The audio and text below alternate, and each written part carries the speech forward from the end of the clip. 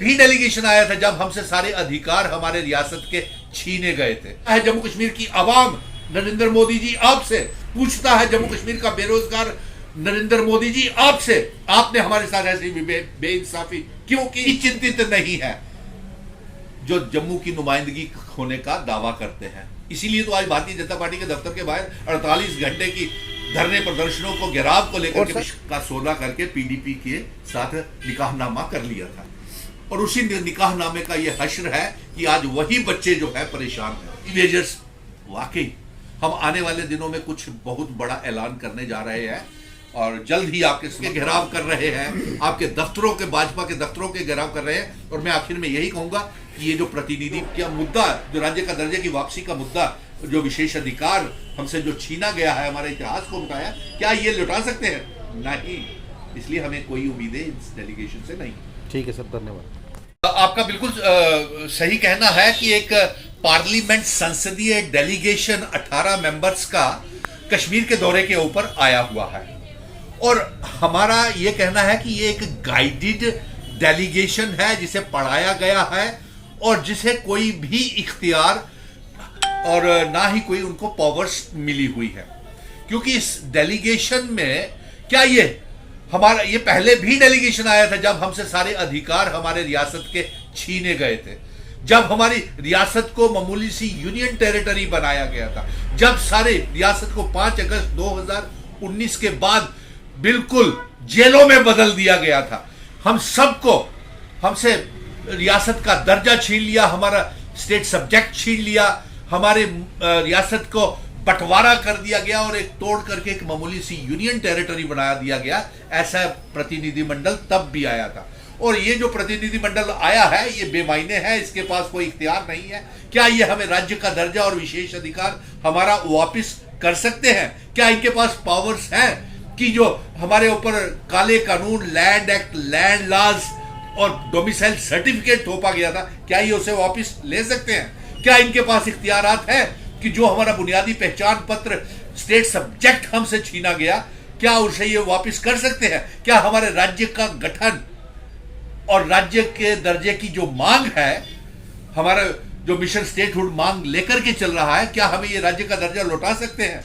नहीं लौटा सकते। सर, इसी बीच एक डेली वेजर्स, रैबरे खेल, पावर डिपार्टमेंट के साथ एक MOU साइन हुआ था, उसका क्या मतलब और किस तरह किस परसेंट से जो बिजली हमें मिलेगी? जी, आपका बहुत सही प्रश्न है कि एक तरफ बेरोजगारी की समस्या दिन ब दिन बढ़ती चली जा रही है, जिसमें तमाम जम्मू कश्मीर के 80,000 से ज्यादा daily wagers, PHE, PDD, PWD, RNB के रहबरे तालीम, रहबरे खेल, ज़राअत, रहबरे खेल टीचर्स, कॉन्ट्रेक्चुअल लेक्चरर्स और SPOs, NYC जो है, उनको सरकार पक्का नहीं कर रही है। ये मुद्दे हैं। आपका बड़ा अच्छा, बेहद सराहनीय प्रश्न है और इसके संदर्भ में मैं आपको बता दूं पत्रकार मित्रों को कि ये जो डेली वेजर्स हैं तमाम विभागों के और रहबरे तालीम, खेल, ज़राअत, teachers, SPOs, NYC, home guards और सभी को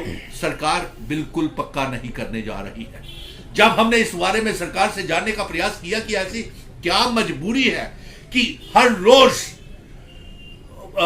उपराज्यपाल मनोज सिन्हा के आश्वासन के बाद भी, जिन्होंने कहा था कि आपको डिस्ट्रिक्ट डेवलपमेंट काउंसिल के चुनावों के बाद पक्का कर दिया जाएगा, लेकिन ऐसा कुछ भी नहीं हुआ। और कल ही अभी हजारों की तादाद में प्रेस क्लब के बाहर मेरे साथ तमाम विभागों के डेली वेजर्स और दूर दराज के इलाके से आए हुए, पुंछ, राजौरी, मेंढर, स्वरनकोट, डोडा, किश्तवाड़, भदरवा, रियासी, पोनी, बिलावर, बसोली, जहां 4-4 फुट बर्फ पड़ी हुई है, रास्ते कट चुके हैं, वहां से सारे कैजुअल लेबरर्स और डेली वेजर्स आए हुए थे। लेकिन ये सरकार उनको पक्का नहीं कर रही है। उसका ये कहना है कि ये जो बच्चे लगाए गए थे, चुने गए थे, ये तब चुने गए थे, लगाए गए थे जब ये जम्मू कश्मीर के पास राज्य का दर्जा था और राज्य का कॉन्स्टिट्यूशन, संविधान था। अब राज्य खत्म हो गया, यूनियन टेरिटरी बन गया है, राज्य का संविधान खत्म हो गया है और ये यूनियन टेरिटरी का संविधान है, केंद्र के अधीन आती है और केंद्र के पास कोई योजना नहीं है जिसमें तमाम डेली वेजर्स को और उनको पक्का किया जाए। तो यही मैं पूछना चाहता हूं कि क्या ये जो डेलीगेशन आया है क्या इसके पास हमारे बेरोजगार नौजवानों की समस्या के समाधान के लिए कोई है? आज रहबरे खेल टीचर्स मेरे बच्चे 48 घंटे की धरने प्रदर्शनों के ऊपर भारतीय जनता पार्टी के दफ्तरों का घेराव कर रहे हैं।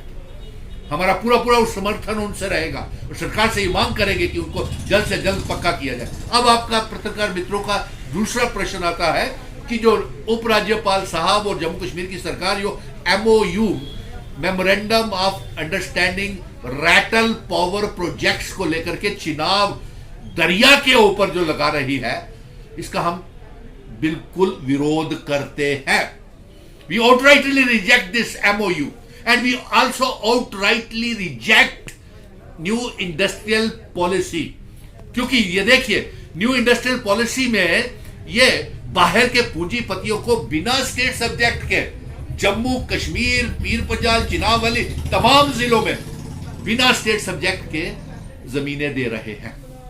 ये हमारी सभ्यता, डेमोग्राफी, कल्चर के ऊपर बहुत बड़ा प्रहार है, इसे हम नहीं मानते। और दूसरा रहा MOU जो पावर प्रोजेक्ट्स का है, जो हस्ताक्षर हो रहा है और जिसका हस्ताक्षर जम्मू के दो सांसद बीच में खड़े होकर करवा रहे हैं, PMO मंत्री जितेंद्र सिंह और जुगल किशोर जी। ये तो ऐसा लग रहा है कि जैसे ये खुद खड़े होकर के जम्मू कश्मीर की नीलामी लगवा रहे हो, नीलाम कर रहे हो जम्मू कश्मीर को, और जम्मू कश्मीर को सेल कर रहे हो। और इसको लेकर के हमारा ये कहना है कि MOU जो जिसकी आज उपराज्यपाल साहब बड़ी सराहना कर रहे थे, बहुत अच्छा MOU साइन हुआ है। क्या यार उपराज्यपाल साहब, MOU वो साइन हुआ है, उसमें 40 सालों के बाद वो हमें पावर प्रोजेक्ट वापस जम्मू कश्मीर को मिलेगा। जबकि हम ये मांग कर रहे थे कि हमारे सलाल और रूडी हाइडर प्रोजेक्ट पिछले 30 सालों से अब संघर्ष कर रहे हैं कि हमें वापस दिए जाए, अभी तक कोई वापस नहीं है। जमीन हमारी, पानी हमारा, पहाड़ हमारे, लेकिन उसके बावजूद भी हमें बदले में बिजली नहीं मिल रही है। रैटल पावर प्रोजेक्ट से उपराज्यपाल मनोज सिन्हा साहब, आपको मालूम है 1% बिजली ही सिर्फ जम्मू कश्मीर को मिलेगी, और उसके बदले में हमें क्या मिल रहा है?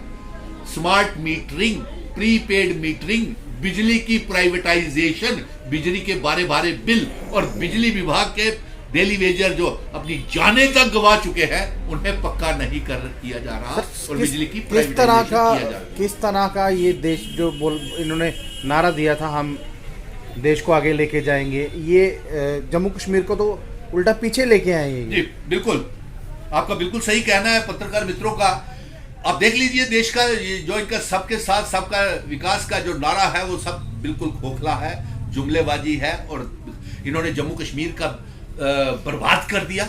जम्मू कश्मीर का इतिहास, हमारे बुजुर्गों की जम्मू कश्मीर और चिनाब वैली, पीर पंजाल, हिंदू, मुस्लिम, सिख, ईसाई तमाम समुदाय के लोगों की पगड़ी को उछाल दिया। सर अब तो कुछ पत्रकार भी इसमें पकड़े जा रहे हैं कि जो यहाँ पे कांड किए गए थे, उसमें पत्रकार भी बीच में फंस चुके हैं, क्योंकि 370 और जो पुलवामा अटैक था उसमें भी कुछ लोगों का नाम आ रहा है।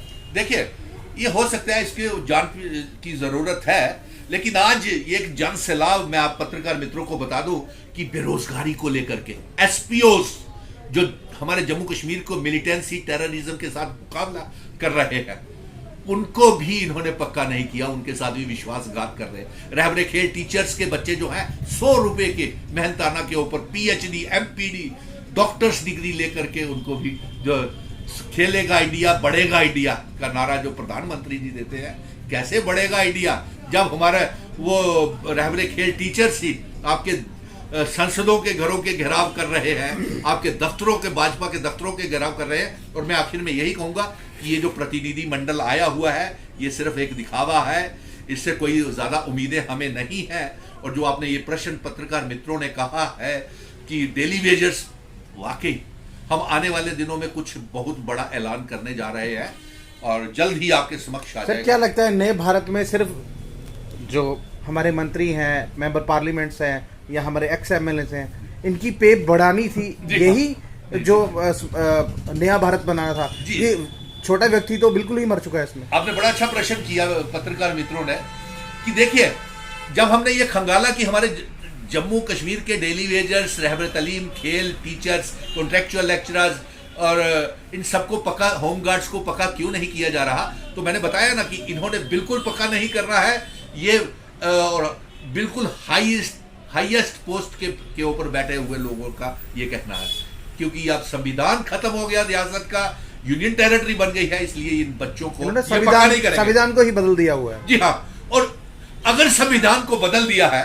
तो मैं आप पत्रकार मित्रों के माध्यम से सभी को यह संदेश भेजता हूं कि अगर रियासत जब रही नहीं है तो रियासत के जो मेंबर पार्लियामेंट है, पीएमओ मंत्री जितेंद्र सिंह, जुगल किशोर, इनकी पावर भी कश्मीर के भी है, इनको और जो x ministers, deputy chief minister, speakers, MLA जो है उनकी तनख्वाहें बंद करो, क्योंकि उनको जो चुना गया था वो उनकी पेंशनें थी और जो उनकी तनख्वाहें थी वो तो स्टेट संविधान के तहत अगर यूनियन टेरिटरी के संविधान के तहत हमारे डेली वेजर्स, बेरोजगार बच्चे को नौकरियां रेगुलराइजेशन नहीं हो रही है, तो फिर इन जय चंदों को, 25 विधायकों को और सांसदों को जो नीलामी करवा रहे हैं जम्मू कश्मीर की साथ खड़े होकर, इन्हें किस बात की तनख्वाहें दी जाए?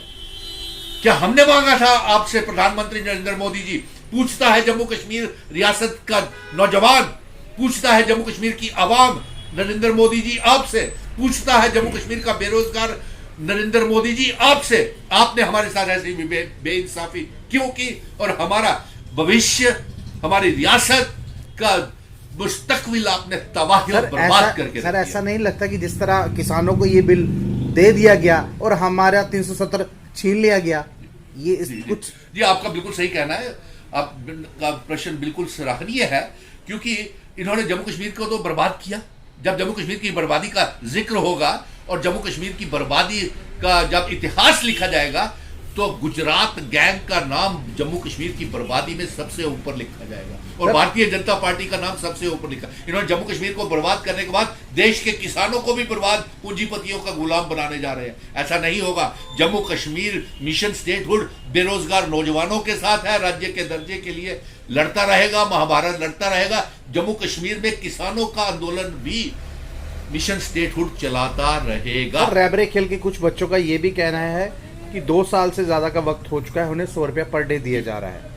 क्या ये जो बच्चे थे गोल्ड मेडलिस्ट जिन्होंने देश का नाम ऊंचा किया था, क्या इनको इस तरह जो है? मैंने खुलासा कर दिया ना, जब हमने सरकार का जो जम्मू कश्मीर की मौजूदा खंगाला कि आखिर इन बच्चों के साथ बेइंसाफी क्यों हुई है, तो उन्होंने ये स्पष्ट रूप से, वो गंभीर नहीं है, चिंतित नहीं है सरकार, और सबसे बड़ी तो बात यह है भारतीय जनता पार्टी ही चिंतित नहीं है जो जम्मू की नुमाइंदगी होने का दावा करते हैं। इसीलिए तो आज भारतीय जनता पार्टी के दफ्तर के बाहर 48 घंटे की धरने प्रदर्शनों को, घेराव को लेकर और सर ये जो रैबरी खेल के बच्चे थे, ये पूरा फिजिकल जो अपना टीचिंग का जो एंट्रेंस था वो दे के आए हुए थे, बिना उसके इनको लगाया नहीं जा सकता, फिर भी इनको 100 रुपए जो है, वही तो मैंने कहा ना, ये लगे भी तो बीजेपी पीडीपी की सरकार के तहत थे। क्योंकि एक दिहाड़ीदार जो दिहाड़ी लगाने जाता है उसको भी 500 रुपए पर डे दिया जाता है, वो भी 15,000 महीने का कमाता है, पर इनको 3,000।